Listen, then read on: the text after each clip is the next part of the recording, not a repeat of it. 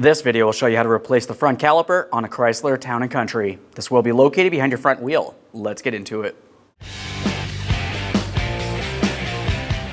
Okay friend, let's get started on our job. The first thing we have to do is safely raise and support the front end of the vehicle so the wheel's off the ground. After you've done that, remove all 5 of your 19mm lug nuts so we can get the wheel off of here.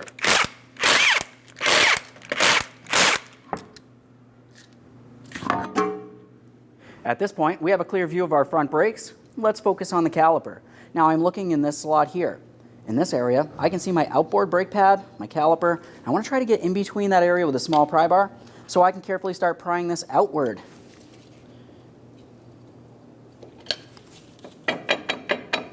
Now once you have movement from that, let's move along the rearward side of the caliper.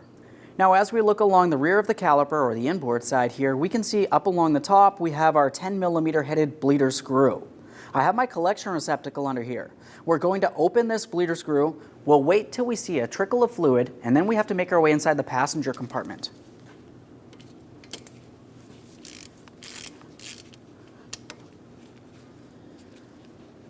Now at this point, I'm going to go inside the passenger compartment, I'm going to press the brake pedal all the way down to the floor, and I'm going to hold it there with a pry bar up against the seat. That's going to force fluid out through here, and then it's going to eventually stop, which is exactly what we need to see. No fluid coming out, we'll lightly close the bleeder screw.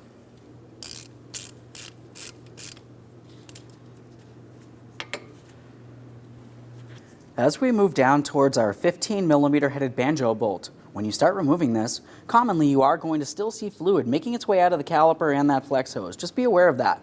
Let's go ahead and remove the banjo bolt and separate the flex hose from the caliper.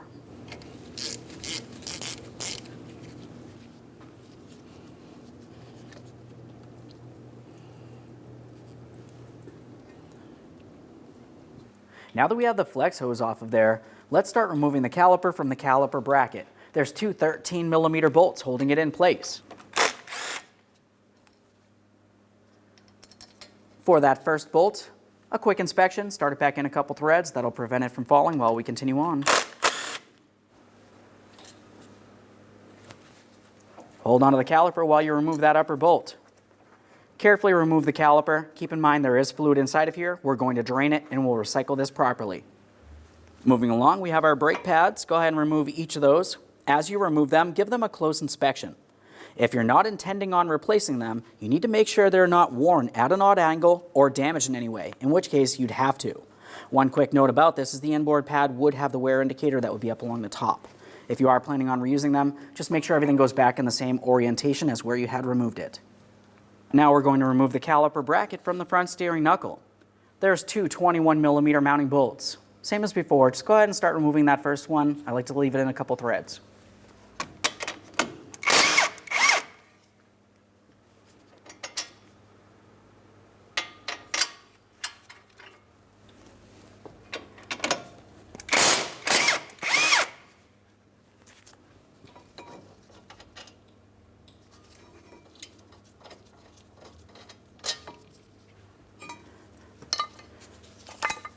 There it is, friend.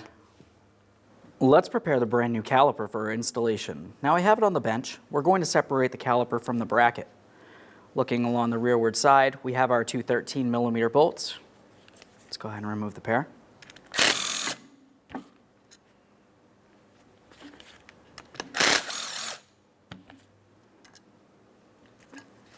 We'll set this portion of the caliper aside for now and focus on the caliper bracket. As far as the caliper bracket's concerned, I like to remove each one of my 2 slider pins, clean any miscellaneous lubricant inside, and then apply some brand new high temperature caliper lubricant.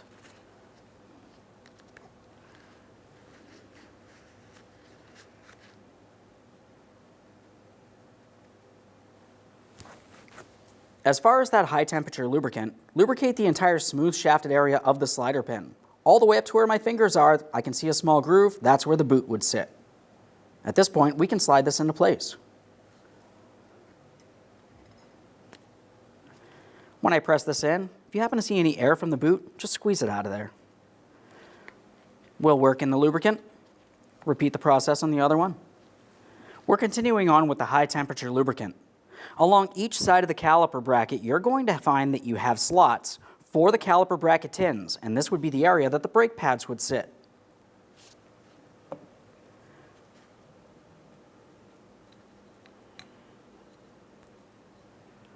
Adding lubricant in these areas will help with vibration dampening and noise reduction. Now we can have a close look at our caliper bracket tins. Let's look from the side. Now we can see that we have two small ears here. One of them's a little longer. That would be the lower side. As we continue on and you are looking along the inboard side where it would be up against the bracket, you can see that we do have two ears here as well. One of them's a little larger than the other. The larger one would be on the outboard side of the caliper bracket, not on the inboard side, close to where the rotor is. That could potentially cause some noise and issues. Line it up, press it on, repeat the process for all others. As far as this portion of the caliper, we're going to continue on with our high temperature caliper lubricant. We're using that lubricant along the metal portion of the caliper piston. We're also making our way along each of these two ears. This will also help with vibration dampening and noise reduction. Let's get over to the vehicle. Let's start by installing our caliper bracket. We'll slide this over the rotor and align the mounting points. Now once you feel as though you have that aligned, we'll continue on to each of our two mounting bolts. Start them in, snug them up, torque them to 126 foot-pounds.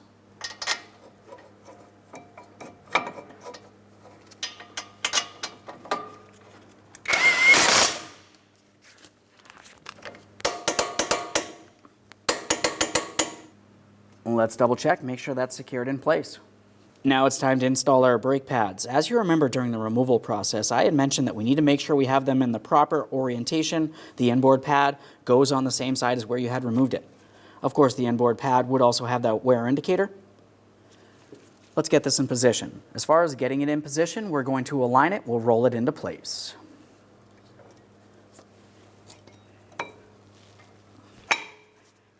Now once you slide it in, just give it a wiggle. If you have to tap it in with a hammer, more than likely you're going to have to clean the pads. Now it's time for the outboard pad. Same process here. Only difference is we don't have a wear indicator.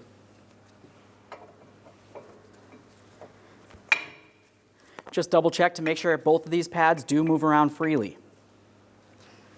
Let's get ready to install this portion of the caliper. This is going to slide over our brake pads and align with our caliper slider pins.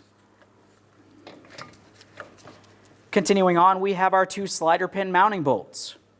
Start each of those in, we'll bottom them out. The torque for each of these will be 26 foot-pounds.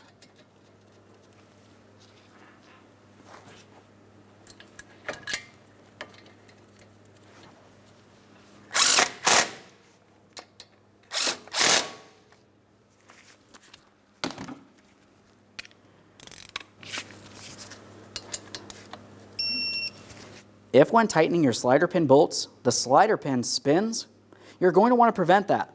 Go ahead and hold on to it. I'm going to be using some locking pliers. Make my way right in here. You don't need to hold it very hard. We'll just go ahead and continue on with our torquing process.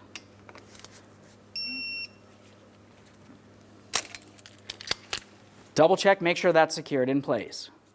Now it's time to install our front brake flex hose to the caliper.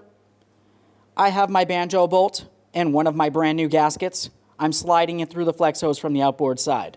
On the opposite side of that, I'm putting on a second brand new gasket. We never use any gaskets. Go ahead and start that in place.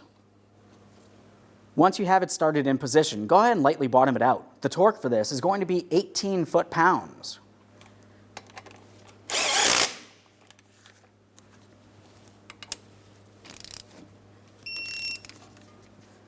Take hold of the flex hose, make sure it does not move on the caliper.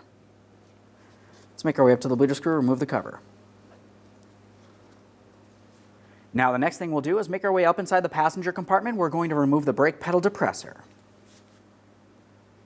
After doing that, we're back at the bleeder screw. Go ahead and open this up. We're turning it counterclockwise, and we're going to wait until we see a steady trickle of fluid making its way out of the bleeder screw. Okay, so I do have a steady trickle of fluid coming out of here. I'll go ahead and close this off. Now at this point, you'd want to make your way inside the passenger compartment. You're going to pump up the brake pedal, make sure it feels firm.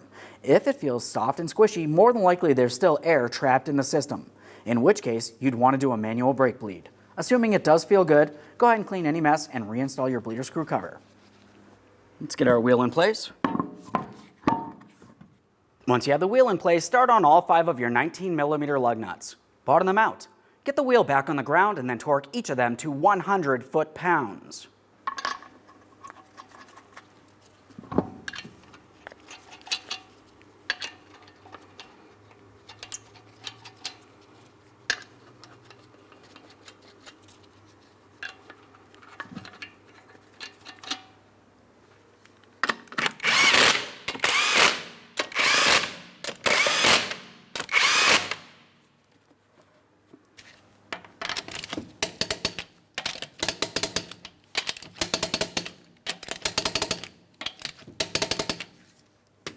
Torqued.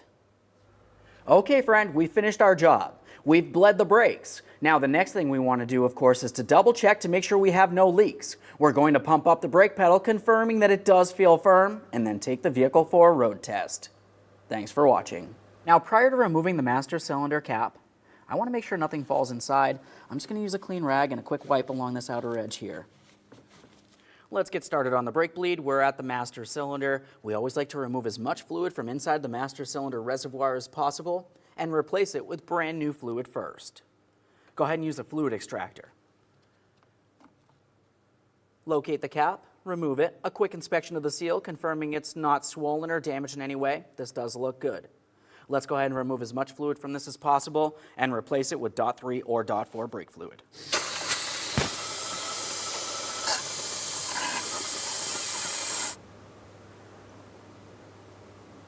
There we are.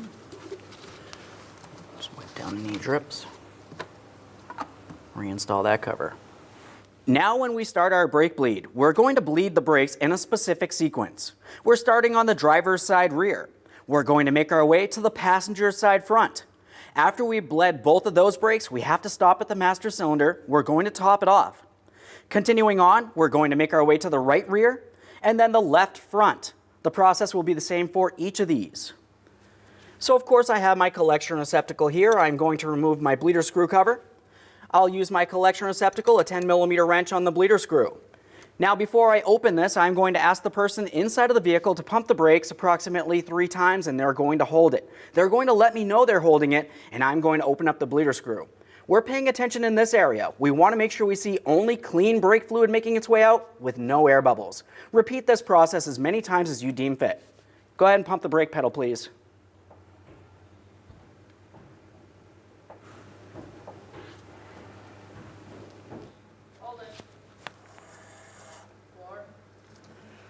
Okay, you can release, thank you. At this point, I feel as though I've completed the brake bleeding process on my driver's side rear. I have only clean fluid making its way out and no air. Obviously, on your vehicle, repeat the process as many times as necessary. Now, just as I mentioned, the next wheel that we're going to move to after we've finished cleaning and installing our boot here is to our passenger side front. We're going to repeat this process there.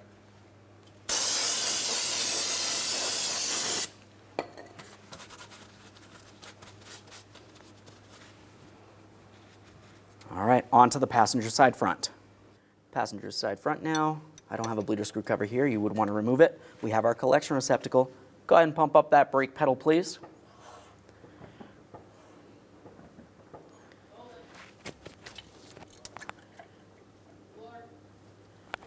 Go ahead and pump.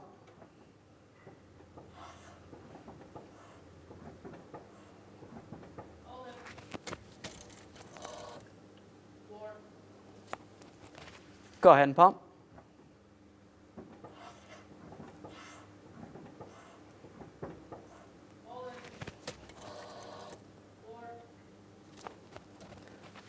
This is looking good. Let's try it one more time here.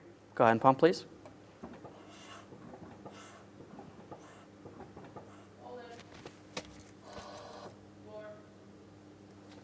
Okay. You can release, thank you. Remove my collection receptacle. We'll clean up any mess. As you saw, I had only clean fluid making its way out, no air.